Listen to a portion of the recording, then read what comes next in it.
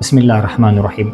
صحابہ کرام کے عظیم نام میں ایک نام سیدنا ابو ذر غفاری ہے رضی اللہ تعالیٰ عنہ۔ بنو غفار قبیلے کے ساتھ اس کا تعلق تھا۔ قبیلہ غفار عربوں کا قبیلہ تھا۔ اللہ تبارک و تعالیٰ کے حبیب نے جب اسلام کی دعوت شروع فرمائی تو مکہ مکرمہ میں چند ہی لوگ اسلام لائے تھے، بہت کم لوگ۔ اسلام کا آغاز تھا۔ جناب سیدنا ابو ذر غفاری وہ ان لوگوں میں تھا جس کو دور جاہلیت کے اندر بھی بت پرستی سے نفرت تھی، اور وہ اس بات کی طلب میں تھا کہ ایک ایسا نیا نبی ظہور پذیر ہو جائے جس کے بارے میں بشارتیں تھی، جس کے بارے میں اطلاع تھی کہ اللہ تبارک و تعالیٰ آخر وقت میں اپنے ایک نبی کو مبعوث فرمائے گا، اور ایسا نبی ہوگا جو لوگوں کو ہدایت اور رہنمائی کا سامان فراہم کرے گا۔ یہاں تک کہ جناب سیدنا ابو ذر غفاری کو اطلاع ملی کہ مکہ مکرمہ کی وادی میں نئے نبی کا ظہور ہو چکا ہے۔ انہوں نے اپنے بھائی سے کہا کہ آپ جائیے اور معلومات کیجیے گا کہ یہ کون ہے اور کیا کہہ رہا ہے۔ ان کا بھائی تھا، غالباً اس کا نام انیس تھا یا انیس تھا۔ وہ تشریف لے گئے مکہ مکرمہ، اللہ کے حبیب کے بارگاہ میں چلے گئے، وہاں انہوں نے حالات معلوم کیے، واپس آئے اپنے قبیلے میں۔ تو جناب سیدنا ابو ذر غفاری نے پوچھا کہ ہاں بھائی سناؤ، کیا معاملہ تھا، آپ نے کیا دیکھا؟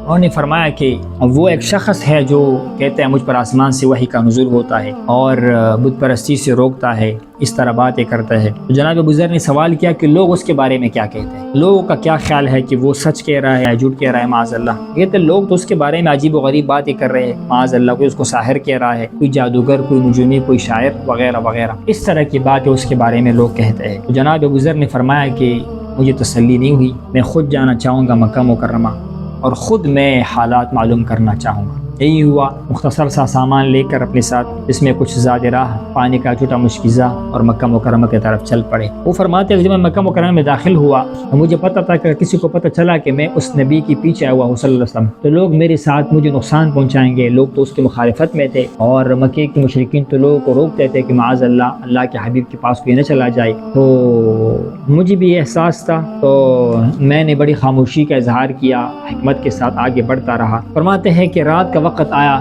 میں مسجد میں گیا، مسجد حرام مکہ مکرمہ کی، اور وہاں میں لیٹ گیا، نیند آ رہی تھی۔ جناب سیدنا حضرت علی مبارک، جس کی عمر اس وقت کم عمر تھے مبارک، اس کی نظر مجھ پر پڑی کہ کوئی مسافر آیا ہوا ہے۔ آپ کے قریب آئی اور حال احوال پوچھی، پھر کہا کہ میرے ساتھ آپ میرے گھر میں چلیے۔ بھی نہیں پوچھا کہ آپ کس مقصد سے آئے ہیں۔ تو جناب ابو ذر فرماتے ہیں کہ مجھے اپنے ساتھ گھر لے گئی اور مجھے گھر میں ٹھہرایا، تو میں نے وہاں رات بسر کی۔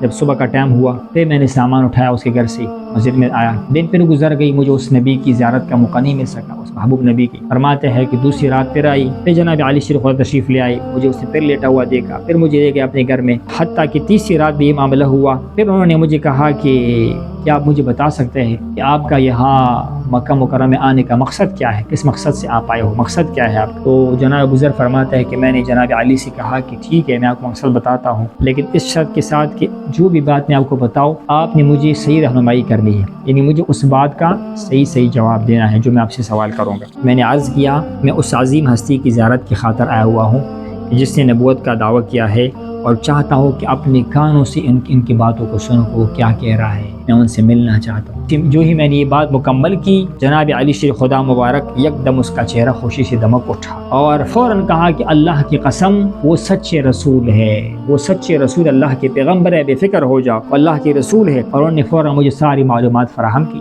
حضور کا چچا کا بیٹا، حضور کے ساتھ جس کا عمر گزرا ہے جناب علی شیر خدا، اور اللہ کے حبیب کی وہ لاڈلا، تو ساری معلومات فراہم کی۔ پھر کہا مبارک فلان جگہ پر قیام پذیر ہے، کل میں وہاں جاؤں گا، آپ میرے ساتھ چلے گا، لیکن احتیاط سے جائے گا۔ جب ہم راستے میں جائیں گے اگر کوئی خطرہ محسوس ہوا تو میں وہیں پر رک جاؤں گا، لیکن آپ نے آگے چلنا ہے، کسی کو محسوس نہ ہو کہ ہم دونوں ایک مقصد سے جا رہے ہیں، ایک جگہ پر جا رہے ہیں۔ بہرحال کہتے اگلے دن وہ مبارک میرے ساتھ لے گئی، اللہ کے حبیب کے بارگاہ میں وہ حاضر ہوا۔ جیسے حضور کی بارگاہ میں حاضر ہو گئی، فرماتے ہیں تو فوراً انہوں نے کیا کہا، السلام علیکم یا رسول اللہ۔ ابھی کوئی ملاقات نہیں ہوا، کوئی سلام کلام نہیں ہوا، پہلا سلام کیا ہے، السلام علیکم یا رسول اللہ۔ اور اللہ کے حبیب نے جواب دیا وعلیکم السلام ورحمۃ اللہ وبرکاتہ۔ یہ پہلا ملاقات تھا، وہ الفاظ تھے جو صحابہ کرام کی زبان پر ہمیشہ جاری رہے، حضور کی بارگاہ میں حاضر ہوتے تھے اور حضور کی بارگاہ میں السلام علیک یا رسول اللہ، یہ الفاظ کے ساتھ خطاب کرتے تھے۔ اللہ کے حبیب نے اس کو اسلام کی دعوت دی اور آپ نے فوراً قبول کر لیا، اور قرآن مجید کی آیت آپ کو سنائی گئی اور آپ ان سابقون اولون صحابہ کرام میں شامل ہوئی جنہوں نے آغاز ہی میں اسلام قبول فرمایا۔ اس کے بعد حضور نے ان کو مدین کے مسائل بھی سکھائی، بنیادی مسائل سکھائی، کچھ عرصہ حضور کے ساتھ رہے وہاں پر۔ پھر حضور نے بتایا ابھی لوگوں کو نہ بتاؤ کہ میں اسلام قبول کر چکا ہوں، نقصان پہنچائیں گے، لیکن آپ مبارک نے کہا یا رسول اللہ میری خواہش ہے کہ میں ایک بار قریش کے سامنے اظہار کروں کہ میں کلمہ پڑھ چکا ہوں، میں محمد عربی کے مبارک دین میں داخل ہو چکا ہوں صلی اللہ علیہ وسلم۔ وہی ہوا، آپ نے ایک دفعہ اعلان کیا قریش کے سامنے، اس کے بعد آپ مبارک کو مارا گیا، پیٹا گیا۔ جناب عباس حضور کے چچا مبارک تھے، اس وقت وہ شادیمان نہیں لائے تھے، انہوں نے اس وقت کہا لوگوں یہ قبیلے بن غفار قبیلے کا شخص ہے، اگر اس کو نقصان پہنچ گیا تو ہمارے راستے میں رکاوٹ پیدا ہوگا، تجارتی راستے میں رکاوٹ پیدا ہو جائے گا، نقصان ہوگا ہمیں، لوگوں کو اس نے روکا۔ بہرحال اس عاشق رسول نے کلمہ طیبہ کا اظہار کیا، ایمان کا اظہار کیا۔ حضور نے کہا جاؤ اپنے قبیلے میں جاؤ اور وہاں اسلام کی تعلیمات کو پھیلاؤ، دین اسلام کی دعوت پیش کر لوگوں کو۔ اور آپ مبارک نے حضور نے اس کو دعائی فرمائی، ایک مقام پر ارشاد ہوا یا اللہ غفار قبیلے کی جو ہے اس کی مغفرت فرما، اور بنو اسلم قبیلے کو اللہ تعالیٰ اس کو سلامتی نصیب فرما۔ اور وہ مبارک اپنے علاقے میں آئی، سب سے پہلے اسی بھائی سے ملاقات ہوا جس کو پہلے بھیجا تھا اور جس سے آپ کو تسلی ہوئی تھی، اور ان بھائی کو کہا کہ اے میرے بھائی وہ اللہ کے رسول ہے، پیغمبر ہے۔ بھائی نے بھی اسلام قبول کیا۔ پھر دونوں بھائی مل کر اپنی والدہ کے پاس آئی، بڑی چاہت سے پیار سے، اے ہمارے امی جان اسلام قبول کیجیے گا، سلامتی نصیب ہوگی، جنت نصیب ہوگا۔ اور ان کے والدہ نے بھی اسلام قبول کیا۔ جناب سیدنا ابو ذر غفاری اس کی تعلیمات کی وجہ سے اللہ تعالیٰ نے بنو غفار قبیلے کے بہت سارے لوگوں کو اسلام کی سعادت نصیب فرمائی۔ کچھ لوگوں نے کہا ہم تب ایمان لائیں گے جب حالات بہتر ہو جائیں گے، آپ کی بات ٹھیک ہوگی۔ وہی ہوا، اللہ کے حبیب مبارک جب مدینہ منورہ تشریف لائی، مدینہ منورہ ہجرت کے بعد جو باقی لوگ تھے وہ بھی اسلام قبول کر گئے۔ لیکن ایک خصوصیت ہے آپ مبارک کا، آپ مبارک کے بارے میں ایک روایت ہوا، یہ جب حضور کے پاس بھی آیا تھا تو اکیلا تھا۔ حضور نے اس کو کہا کہ یہ اسی طرح اکیلا دنیا سے جائے گا اور اکیلا ہی قیامت کے دن اٹھے گا۔ وہی معاملہ ہوا مبارک حضور کے وصال مبارک کے بعد، وہ بالکل پریشان رہے مدینہ منورہ کے اندر، حضور کا زیارت نہیں مل رہا، پریشانی غمگینی، اور وہ مبارک چلا گیا دمشق کی طرف چلا گیا۔ اور جناب سیدنا صدیق کے دور میں، عمر فاروق میں ادھر ہی رہا۔ جناب عثمان کے دور میں اس نے جو ہے جناب عثمان نے اس کو بلایا مدینہ منورہ، لیکن وہاں چونکہ اس وقت پھر کچھ فراخی آئی تھی اور اسباب کی دنیا اور لوگوں میں دنیا کی محبت میں اضافہ ہوا تھا، تو آپ مبارک پریشان ہو گئی۔ آپ نے دنیا کی زہد کی باتیں شروع کی، دنیا سے برغبتی کی باتیں شروع کی۔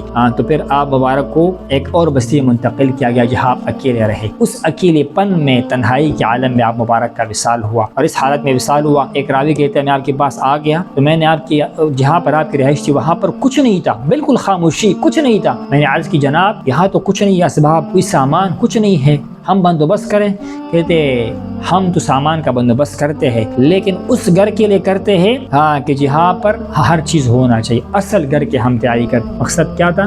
ہم قبر کی تیاری کرتے، حشر کی تیاری کرتے ہیں۔ جناب ابو ذر غفاری مبارک اسی غربت کے عالم میں، تنہائی کے عالم میں اور زہد کے عالم میں مبارک اس دنیا سے چل بسے، اور آپ مبارک یہ زہد کی اور تقوا کی درخشندہ ستارے تھے، بہت عظیم منصب پر فائز تھے۔ سن 32 میں آپ مبارک کا وصال ہو گیا، اور وہ روایت مبارکہ جو حضور نے آپ کے بارے میں ارشاد فرمایا ہوا ہے، صدق دل والا شخص کسی نے دیکھنا ہے ابو ذر غفاری کو دیکھ لیں، اور کما قال اس مبارک کو عظیم مقام و مرتبہ نصیب ہوا تھا۔ اللہ تبارک و تعالیٰ کے پیارے حبیب کی پیارے صحابہ کرام میں آپ کا نام بھی ہے، زہد کا اور استغنا کا اور دنیا سے بے رغبتی کا ایک نمونہ ہے۔